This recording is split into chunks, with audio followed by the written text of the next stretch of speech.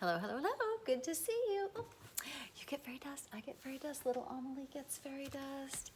And today is the day that my book has been released. It's the official launch date, and I will put a link to it in the bio. And if you will purchase it today, that would be awesome. It's only 99 cents for today, and it's gonna start.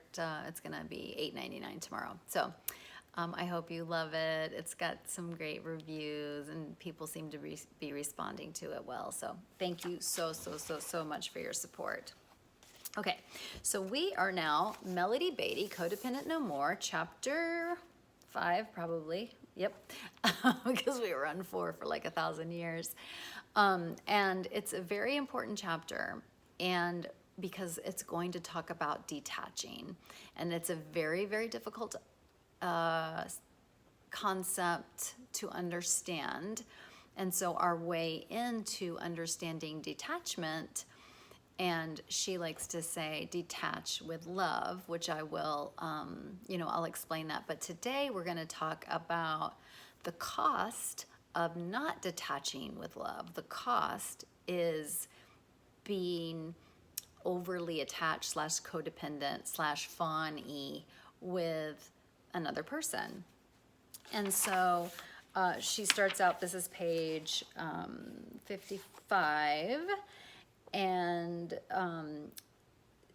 she talks about how detachment is like the underlying principle that we need to be thinking about, and for me it's the number one way not to get hooked. But again, it's a difficult concept, and I'm going to do my very best to help you really grasp it for yourself. But first we got to talk about what attachment is. And when we're codependently attached or attached from our fawn trauma response, here are some of the things that it means. We become, we excessively worry about and preoccupied with a problem or a person. So you're either preoccupied with the addict's issues or the addict themselves. You're preoccupied by, what are they going to do? How am I going to help them? So it's a lot of, busy, crazy making in your brain.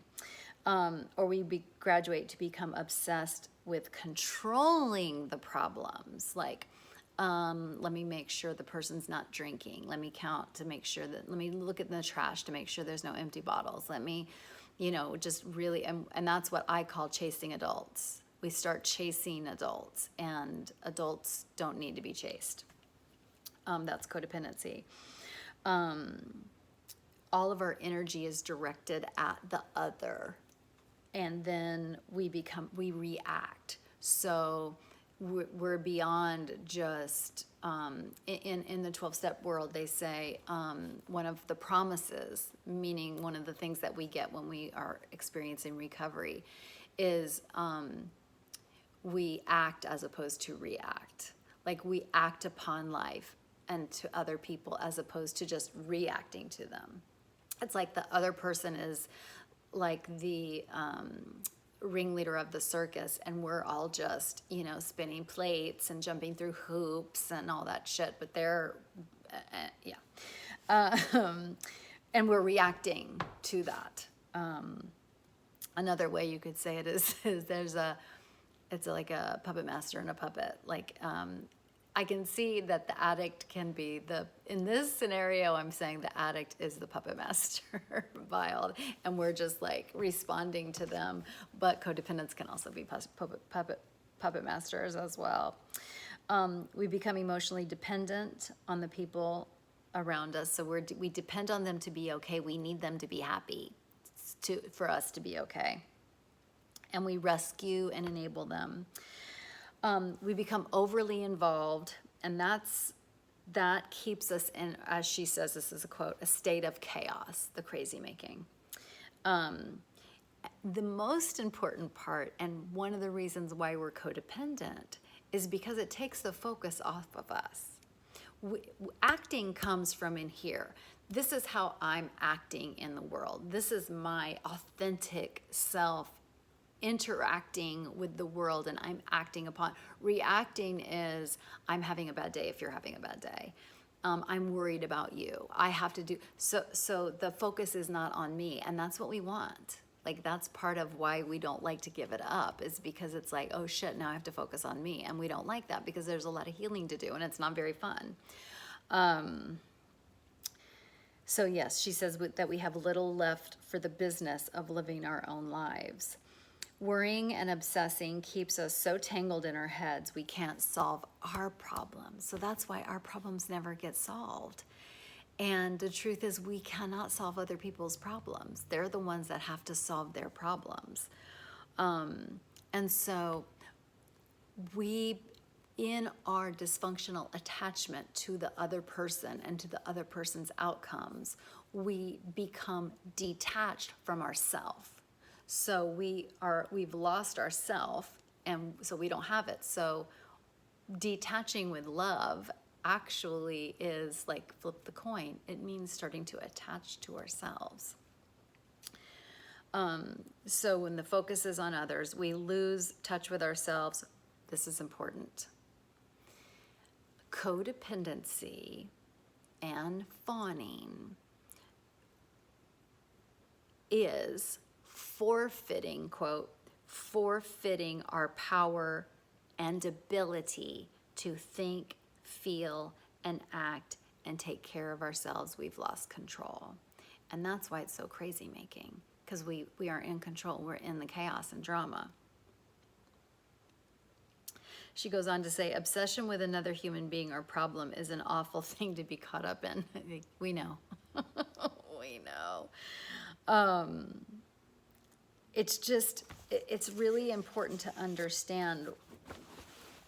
My thing is, it's not important to me if someone else is not codependent or if they are codependent. That is a choice that's up to them. They get to decide if they're going to do that. My rule for myself is that I get to decide. I do get to decide, but I need to know what I'm deciding.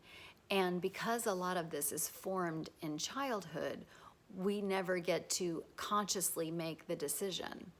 And so now we know too much. Now you have too much recovery. Now I have too much recovery to pretend like I don't understand what I'm forfeiting when I give up my codependency. I mean, when I engage in codependency, I'm actually forfeiting my own life. I'm forfeiting being checked into my life. I'm forfeiting acting upon life instead of reacting to it. I'm forfeiting control of myself. I'm forfeiting attachment to myself. And I think that's something that we have to own if we choose to continue to participate in codependent behaviors, that we have to own that we're making a choice. It also reminds me of, it also reminds me of addiction in that way. So like, if we have someone in our life who is an addict, they're focused on the alcohol, they're focused on drugs, they're focused on food, they're focused on whatever they're focused on, sex. And I get to pretend like, oh, they have the problem. But actually, then that person is my bottle of booze. That person and their problem is now my bottle of booze, is my drug, is my, hit of gambling. That's my dopamine hit. They're getting theirs met by drinking, while I'm getting mine met by staying over involved and obsessing and worrying about another person. And so much of this work, it's almost like we have all these tentacles on the other person. And so much of this work is pulling our own tentacles back and then just minding our own tentacles. Stupid analogies. It's my brand. But from this moment forward, now you know, like, you're an addict to their addict. You're an addict to their addiction. You're an addict to them. and make sure you are choosing what the life that you want to be choosing. A lot of this is unconscious, and the reason I'm making these videos is so that we can make it conscious. And then we make it conscious means that now we get a choice, and now we know too much. There's a saying in the 12-step program that the only thing worse than a belly full of alcohol, like the only thing worse than how we were before recovery, is to have a belly full of alcohol and a head full of 12-step program. Meaning, we know and then we still did it. And now we can't just pretend that we're not relapsing, or we can't just pretend like I just like to drink. We have to understand that, oh, no, this, and it's not fun. It really messes up the high. And so hopefully this will mess up your high a little bit. That really be thinking, a simple way to start getting your tentacles back to yourself is, I learned this from Byron Katie, her book, Loving What Is, but there's 3 kinds of business. There's only 3 kinds of business: your business, my business, and God's business. Or whatever, universe's business, consciousness's business, collective unconsciousness business, whatever you want to call that one. But and if it doesn't work for you, we can just know that there's 2 kinds of business. So you got to check. If this person drinks or doesn't drink today, is that my business? Actually, 100% no. That's their business. And so let me pull myself back into my business. What's my business? The best thing I can do for an alcoholic in my life is to go to a fucking meeting myself, is to go to the Al-Anon meeting. That's how you know you really, really want to help somebody, is that you want to get better so you can be a good example for them. And for yourself, obviously, that's first. But if you want someone else to go to therapy, the best thing that you can do is get yourself in therapy and be in therapy and just walk around the world just saying, therapy helps me. I'm changed. And people will see it. You won't even have to. You won't even have to tell people that you're in therapy and you're doing great, because it'll be obvious. And people will say, well, what are you doing? Well, I started going to therapy and I feel a lot better. So this is about pulling back and really examining what is your business and what is not your business. And can you control? That's another thing you can ask yourself. Well, it feels like it's my business if my spouse is trying to stay sober. Yeah, we don't get to control adults. So that's just not our business. That's their business. And they get to do what they want with their business. And we have to do what we're doing with our business. Can we love them? Yes. Loving them is my business. Curing them is not my business. So I hope that's helpful. Love you. Bye. Buy my book. Thank you. Bye.